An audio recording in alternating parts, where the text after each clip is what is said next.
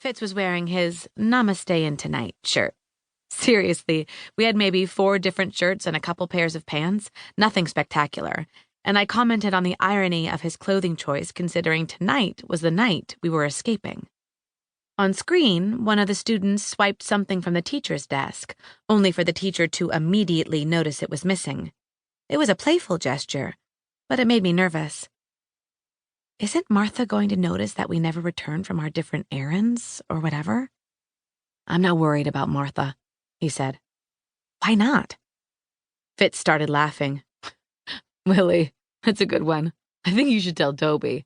I'm kind of busy. Sorry, Addie, he said. No worries. Can you tell me? I could tell you, but then I'd feel bad. It's kind of lousy. Okay, I said. Maybe later, Willie, he said, motioning for Willie to take a hike. Sorry, but getting back to what you were asking. Martha will have to work on an incident report with Potts because of Leah's running. It won't be anything serious, but you know they have to report all that. Martha's forgetful, and even if she does notice, we'll be long gone. Speaking of long gone, I said, where do you plan on staying tonight when we get out? We have to think of these things or we'll really be up a creek. We'll take a bus to a motel near where the ferries launch to the island. We'll be fine, he said, slouching in his chair. Won't we, guys? He leaned to his left and nodded his head and kept saying things like, yep, sounds good, and wouldn't have it any other way, until I hit him in the arm. You've got to understand that we won't be alone, he said, smiling at me. I was glad Fitz was able to make light of his situation. I think I'd be terrified knowing I would never be alone, that those voices would always be there. I guess we all have an interior monologue, but for it to be so insistent and loud and populated would be impossible to ignore. Maybe his life was a series of interruptions, and he lived in the space between. He lived in the spurts and spats between the longer moments of conversing with the imaginary group that followed him everywhere. Maybe Doc was confident he could rid Fitz entirely of those intrusions, but I doubted it. If this was the best Fitz had ever been, I figured he would never really get past those other voices in the background. It made me sad.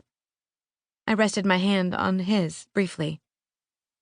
My heart is like a freaking hummingbird, I said. Then I'll go first, he said. Fitz asked Jenkins if he could walk him to his room. I didn't hear the excuse he gave, but I started thinking of how I was going to have to trick Martha. I didn't know what to do. Why hadn't we planned better what we were going to do?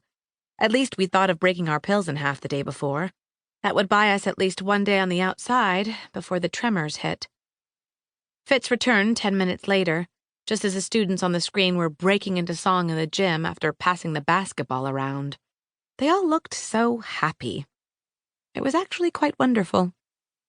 But it was so easy to see through those masks. Everyone wears a mask, but actors get to change theirs constantly. I kind of envied the way they played different parts and got to live different lives. They could empathize with so many types of people, of personhood.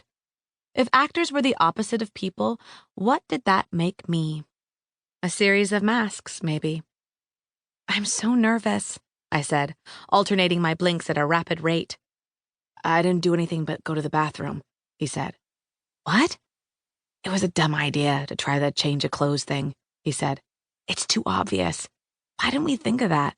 Of course, they'll notice we walked into our room with nothing and came out with a bundle under our shirts or something.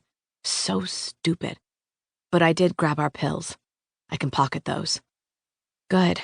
The pills are the most important thing. It's not like we need the extra clothes, right?